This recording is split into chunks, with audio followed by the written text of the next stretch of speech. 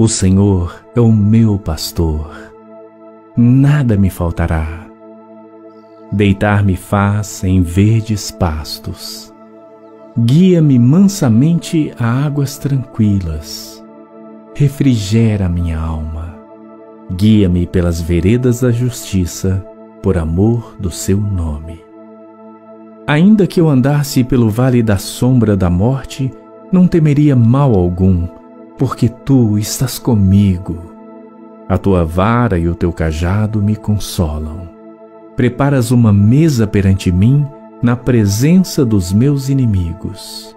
Unges a minha cabeça com óleo, o meu cálice transborda. Certamente que a bondade e a misericórdia me seguirão todos os dias da minha vida, e habitarei na casa do Senhor por longos dias.